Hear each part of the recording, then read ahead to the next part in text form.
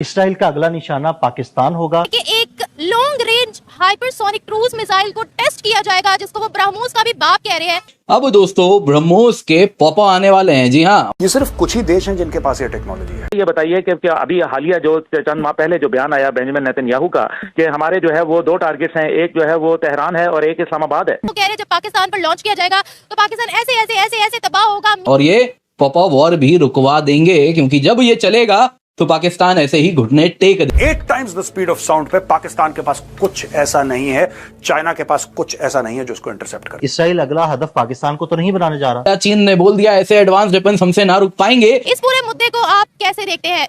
एक पाकिस्तानी की नजर से आप क्या जवाब देंगे? बिस्मिल्लाहिर्रहमानिर्रहीम। पाकिस्तान ला इलाहा इल्लल्लाह के नाम पर बना है। फिर आप मुझे बताइए कि क्या पाकिस्तान महफूज है? पाकिस्तान को चौकन्ना रहना पड़ेगा। 200 से ज्यादा जहाजों ने हमला किया और पहले भी माजी में 4-5 दफा जो है वो इसराइल बकायदा पाकिस्तान के ऊपर हमला करने की कोशिश करता रहा। इजराइल के प्रधानमंत्री ने भारत के प्रधानमंत्री नरेंद्र मोदी को फोन करके हालात की जानकारी दी है। Indigenously build, made in India, buy in. अगर वो मिसाइल चलाएं तो जनाबे हाफिज आसिम मुनीर साहब, आपने मिसाइल नहीं चलाना, हमने atom atom atom atom atom चलाना है। The Pakistanis will not know whether the BrahMos has been launched or where it's coming from. जय हिंद दोस्तों, स्वागत है आपका हिंद और वॉइस में। भारत के सबसे खतरनाक हथियार ET-LD-SCM हाइपरसोनिक मिसाइल की खबर से पाकिस्तान और चीन दोनों में खलबली मच गई है। पाकिस्तान जो अब तक ब्रह्मोस जैसी सुपरसोनिक मिसाइल का तोड़ नहीं ढूंढ पाया, अब इस हाइपरसोनिक मिसाइल की खबर से पूरी तरह हिल चुका है। सूत्रों की माने तो इस मिसाइल की क्षमता सुनकर पाकिस्तानी सेना में डर और बेचैनी का माहौल है। मैक 8 की स्पीड, 1500 किलोमीटर रेंज और एयर डिफेंस को चकमा देने की क्षमता इस मिसाइल को ऐसा हथियार बनाती है जिससे बचना लगभग नामुमकिन है।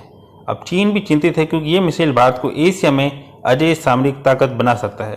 DRDO के प्रोजेक्ट विष्णु के तहत बना यह मिसाइल सिर्फ तकनीकी जीत नहीं, बल्कि भारत की आत्मनिर्भर और वैश्विक शक्ति बनने की कहानी है। भारत ने साफ कर दिया है, अब दुश्मनों को चेत जाना चाहिए।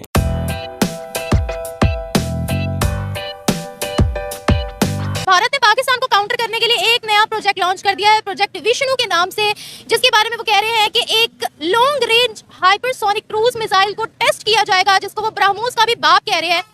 ब्रह्मोस की जो वॉर हेड कैरिंग कैपेसिटी थी वो तकरीबन 200 kgs थी, जबकि जो नया हाइपरसोनिक क्रूज मिसाइल टेस्ट करने जा रहे हैं उसकी वॉर हेड कैरिंग कैपेसिटी 1000 से 2000 kg तक की है, जिसको वो कह रहे हैं जब पाकिस्तान पर लॉन्च किया जाएगा तो पाकिस्तान ऐसे ऐसे ऐसे ऐसे तबाह होगा। मीम्स बना रहे हैं बहुत ज्यादा। क्या कहेंगे आप इस हवाले से, जिस तरीके से उन लोगों ने पाकिस्तान को निशाना बना रखा है, अपने डिफेंस को मजीद मजबूत करे? क्या पाकिस्तान का दिफाई निजाम इस काबिल स्ट्रॉन्ग है कि हिंदुस्तान को जवाब दिया जा सके, काउंटर किया जा सके?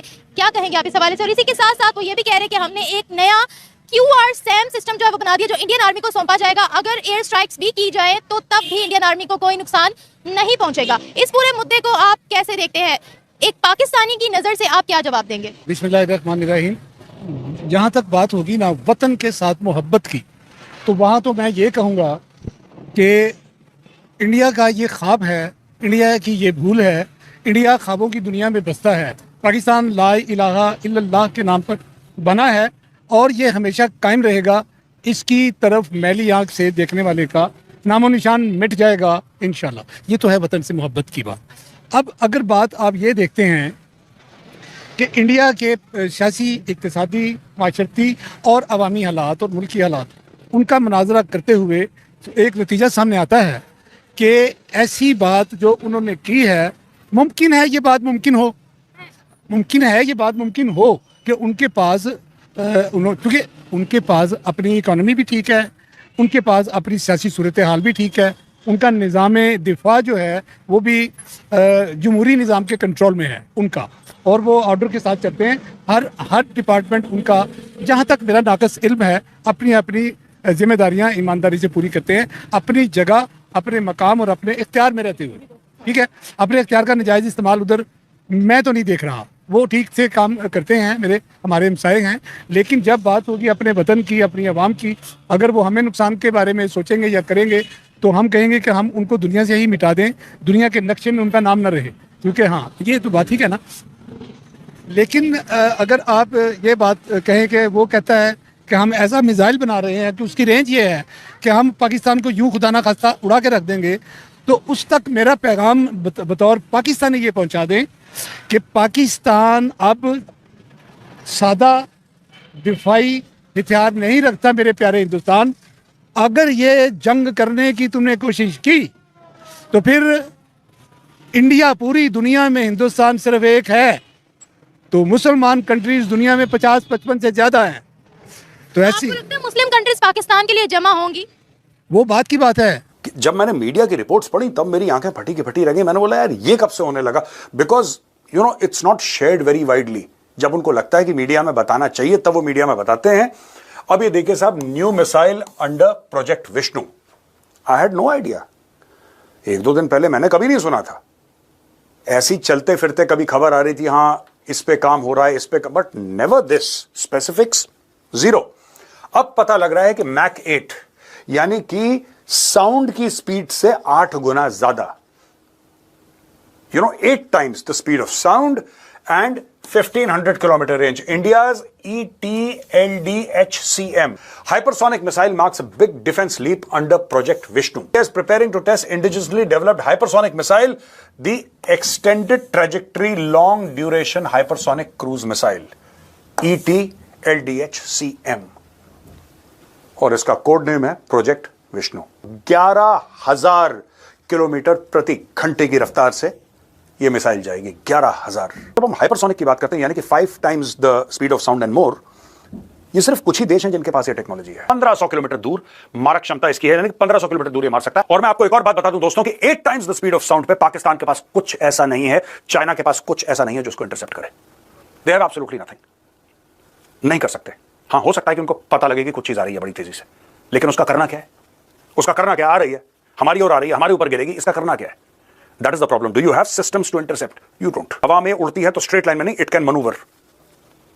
ये मनूवरेबिलिटी इसकी बड़ी हाई है। ये पाथ, अपना फ्लाइट जो है, फ्लाइट पाथ चेंज कर लेती है। ये इस मिसाइल की खूबसूरती और इसकी खासियत है। अब दोस्तों हम लोग बात करते हैं ब्रह्मोस की। ब्रह्मोस बहुत ज्यादा इस्तेमाल करा गया था ऑपरेशन सिंदूर में, और ब्रह्मोस का जो रेंज है वो लोग कह रहे हैं साहब 300, 350, 400 के बीच में ब्रह्मोस का रेंज माना जाता है। अब भारत ने बोला कि एडवांस ब्रह्मोस बनाने की जरूरत है। एडवांस तो लाइटर भी बना रहे हैं, हल्का बना रहे हैं, ज्यादा घातक, ज्यादा लॉन्ग रेंज, यानी कि कांस्टेंट इंप्रूवमेंट। और ये कहां पे बन रहा है? ये भारत के अंदर बन रहा है। हम ऐसा नहीं कि बाहर से खरीद रहे हैं। Now we are making it in India. 800 kilometre range BrahMos tested major Pakistani cities and range. अब ये मैं आपको दिखा देता हूं कि मेजर जो पाकिस्तानी सिटीज हैं दोस्तों, चाहे वो कराची है, वो यहां से एक्सेसिबल है, ध्यान से देखिएगा, चाहे वो लाहौर है, वो यहां से एक्सेसिबल है, चाहे वो इस्लामाबाद है, वो यहां से कहीं से भी एक्सेसिबल है दोस्तों। तो ये मेजर पाकिस्तानी सिटीज हैं, ठीक है ना। Even Peshawar is accessible, right. And जहां तक क्वेटा की बात है, Quetta is Balochistan, we will not talk about it, ठीक है। वो हम नहीं बना रहे ब्रह्मोस, उस इलाके में नहीं जाएगी वो। यही हैं इलाके जिनको ठोका जाएगा जब लड़ाई होगी तो, है ना। पहले तो पाकिस्तानियों को ये लग रहा था कि यार आ रहा है, रोक नहीं पाए। ऑपरेशन सिंदूर में यही था, उनको पता लग गया था कि ब्रह्मोस आ रहा है, लेकिन ये रोक नहीं पाए। अब ये होगा कि यही नहीं पता लग रहा, आ रहा है, आ चुका है, ये पता लगेगा, एक बार ही पता लगेगा वो आ चुका है, बस उसके बाद गुड नाइट।